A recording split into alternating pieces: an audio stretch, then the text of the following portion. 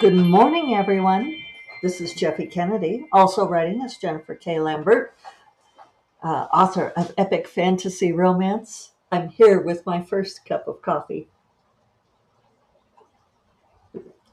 See, that's how you know that this is like the real raw me because it's like so, like all those people who have their polished intros. Not here. No, no, no. You'd think I should practice it. I keep saying that and I don't. I'm not going to. Hi. Today is Tuesday, July 1st. Um, Officially halfway through 2025. I put too many 20s in there.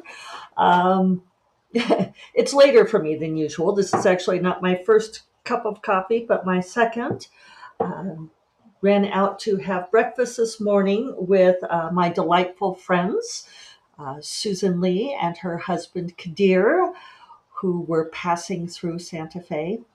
And we had a terrific breakfast sitting outside at Pantry Rio, which I highly recommend if you come through Santa Fe. I think they have really good Mexican food, and it's like not the high on the list of the tourist places. Um, David was able to come along, so that was nice. We had a really good breakfast. It was really fun to see them. I also got to reconnect with Susan over the weekend. We had another breakfast, this time at Cafecito on Sunday.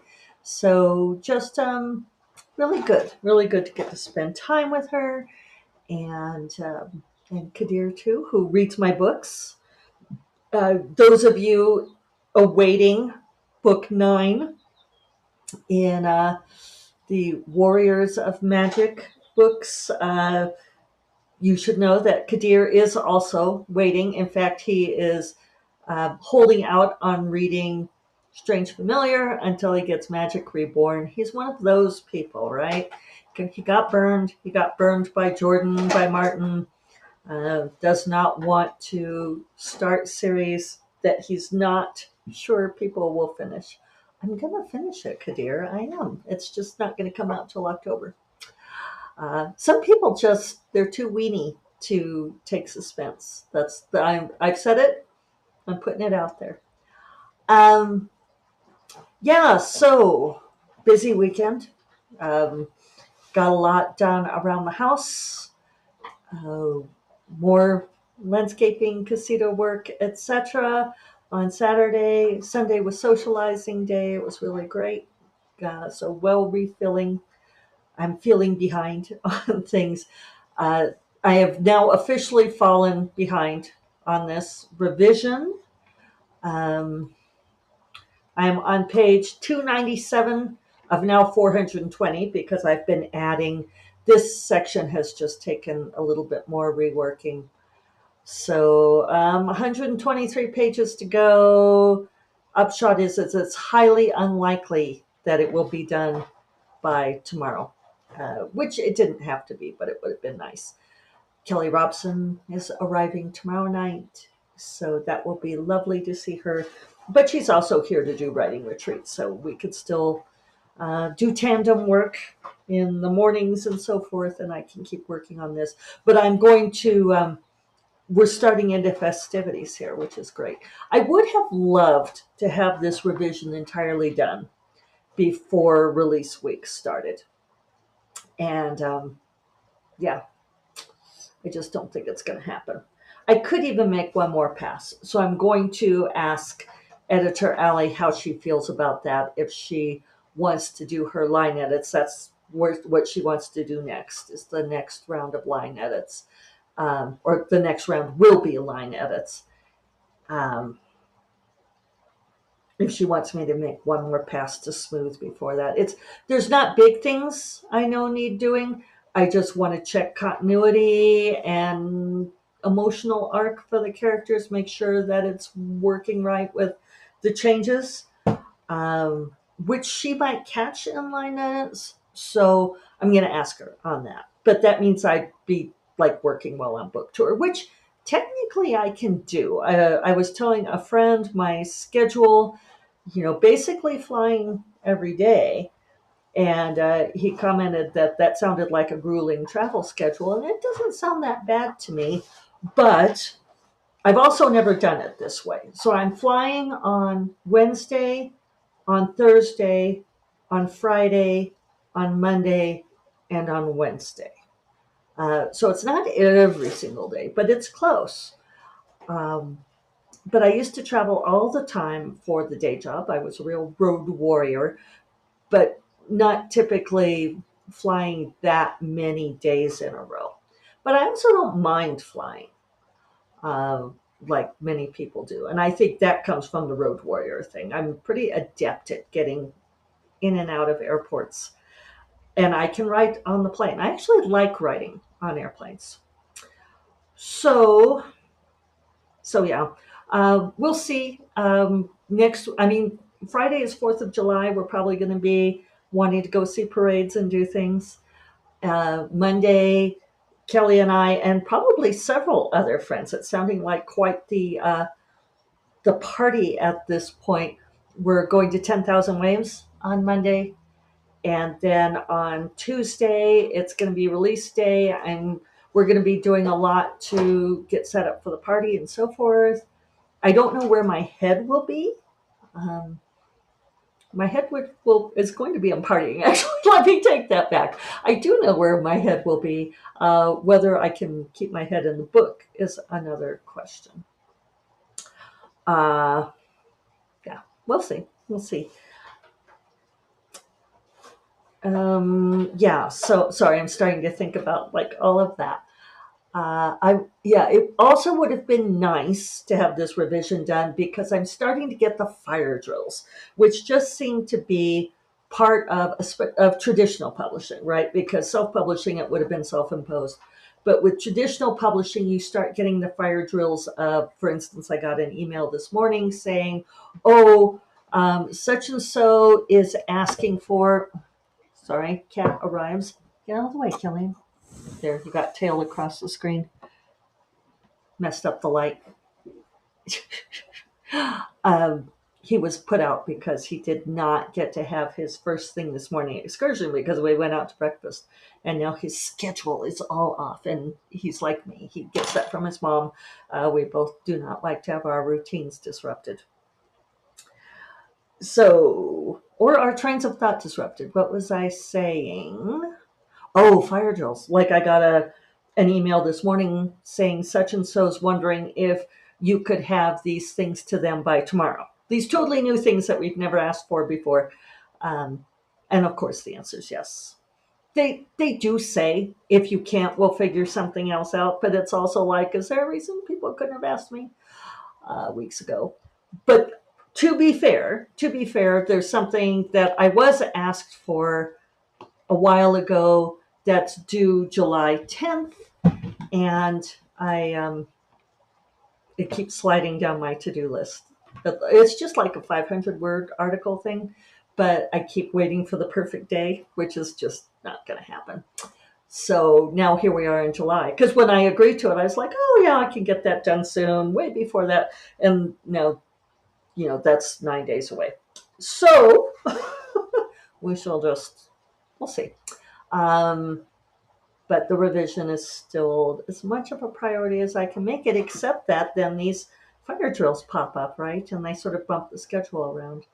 I still have a few things to do to get the casita ready, but I'm also realizing that Kelly can help me with those things. And that part of why Kelly is here, a huge reason of why Kelly will be here, is to help me. And so I'm trying to be very zen about this, I kind of feel like I need a word for this, like coming to being later in life and realizing that it's okay to ask for help and to accept help. And so this is part of the accepting help phase, right? It's like, oh, I need to learn to that I don't have to make everything. I wanted everything to be perfect for her, right? That's the upshot. I wanted it to be perfect, and it's just not going to be. Um, and that's okay. Maybe that's sort of it. It's like that combating perfectionism. Uh, I don't know if I was talking about that on here or with someone else, but I think it was on here. That perfectionism is what will keep you from doing all kinds of things because you can't ever make everything perfect. And so it's paralyzing. right? If you just figure on, you do what you can, you do your best. I was amused because some of the gals, hi, in my Patreon group were talking about, one asked if it was just her or if anyone else chats with me in their heads as they're listening to this podcast. And a couple people said that they do. And I love that. And I've also had people come up to me at various events saying, that you feel like you are sitting down and having a cup of coffee with me and that we are chatting. And I love that you're having your end of the conversation too. So, a couple of things on my list to talk about. Uh, the audiobook for Never the Roses is also releasing on the 8th, I believe. Actually, I assume it's got to be the same date. Tangential. I'll try to remember to come back to audiobook. But I got an Instagram direct message from a gal who runs a bookstore or manages a bookstore and reminded me of when we met, which I love. Thank you when you remind me of when I've met you. And she said that she had gotten copies of Never the Roses in, and that, she's of course not allowed to sell them yet, but that she has them. And it was just a really nice message. I love getting to hear those kinds of things from people. Audiobook also, that's what they do. That's, they ship them out to bookstores to make sure they have them, but then they have like big letters on there saying, do not dare, don't you dare open this or sell these books before this date. Very often they will open it. And that is how books leak out, because occasionally there will be someone who works in a bookstore who will purloin a copy and occasionally sell them ahead of the date, possibly after being bribed to do so. But yeah, you're really not supposed to do that. So audiobook almost certainly comes out the same day. I got some stuff, graphics for socials to share. So I'm going to put those up. I'll put them on here since you all are, by default, listening type people. So I'll give you some samples. I can honestly tell you that the audiobook is great. It's probably one of the very few audiobooks of my books that I love. I thought that both narrators were great and brought things out of the text that maybe even I didn't know were there. Especially some of the interior monologue, they really brought that out. It's very funny. I was met with my science fiction fantasy book group last night, which meets over Zoom, and they were talking about wanting more people.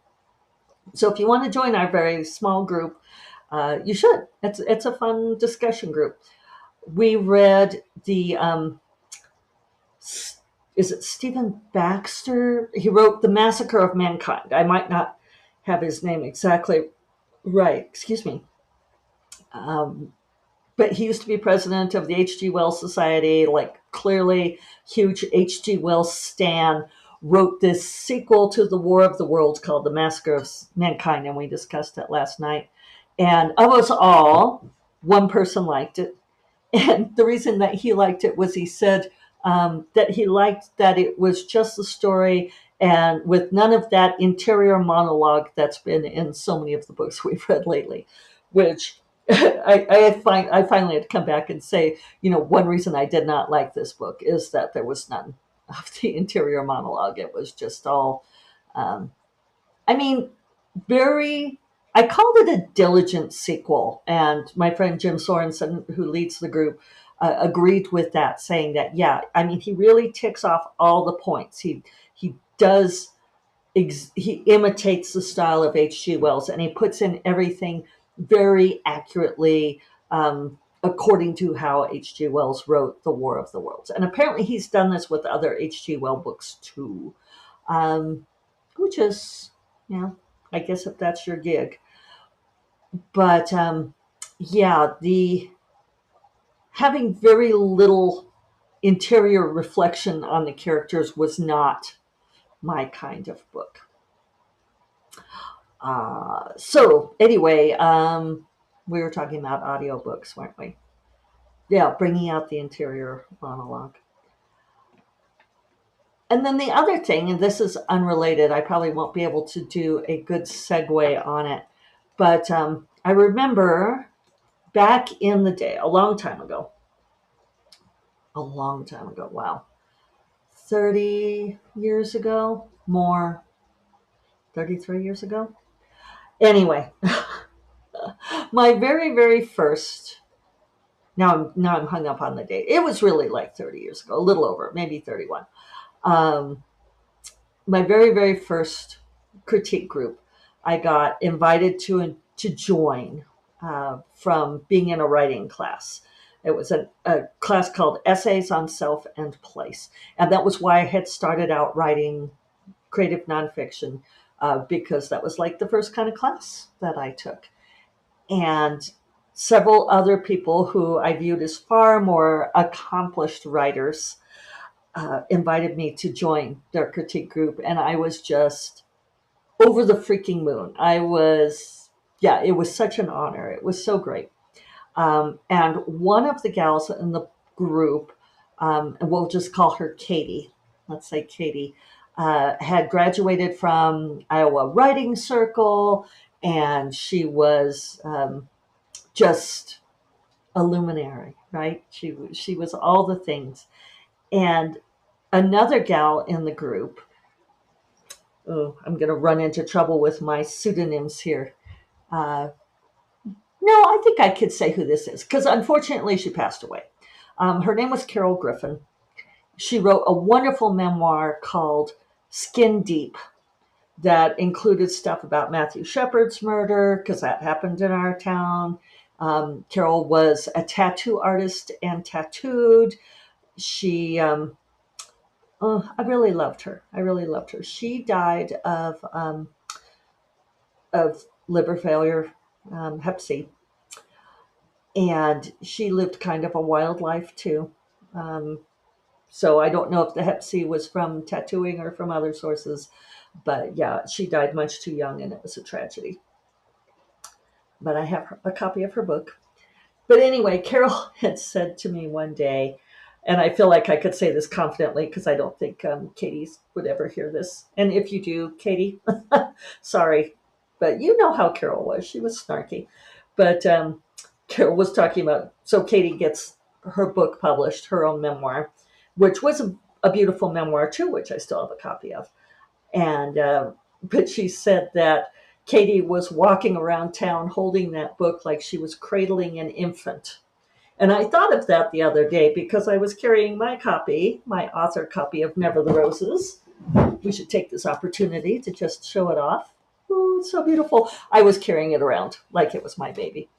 But so, no harm, no foul. But Carol had said to me, if Katie can get her book published, and this was before Carol got hers published, she said, you should. She said, you're as good of a writer, if not better, and so you should get a publishing deal, and I'm going to help you. It must have been after she had gotten her publishing deal. Anyway, it doesn't matter. It just made me think of it the other day that, you know, how much you invest in a single book. I talk about that a whole lot. That they are not our babies. And even though this is a special book, Never the Roses is beautiful, beautiful. Um, and it's special to me in many ways and will probably be forever a milestone book for me. It's also one book among many. And as creators, we're not confined to one book, nor should we confine ourselves to only one. And there will be many readers out there for whom this is not their favorite book. I know that already. I know some of my established readers have, like, I see you, and it's fine. I saw one who uh, often lists my 12 Kingdoms series as one of her all-time favorite series. She occasionally posts about it. Loves, loves, loves it, especially The Talon of the Hawk. And she four-starred this book, right? But, it's different books for different people at different times. And I pointed that out in the SFF book group because the guy who really liked this book and was the only one. And frankly, several of us referred to it as a slog. And he's like, "Did you all really not like reading this book?" And we're like, "Yeah, we almost didn't finish." I didn't finish. I skipped to the end to see what the ending was and then went back and I got up to like 70%.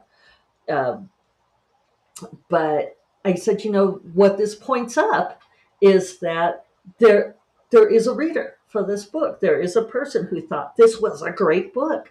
And, you're never going to please everybody. And it's really cool to please some people. So, on that note, I am going to get to work on this other book, possibly going to be called Among the Thorns. And we'll just see. Maybe you'll like it better than Never the Roses. Those of you, yeah. Okay. I hope you all have a great week, and I will talk to you all on Friday. You all take care. Bye bye.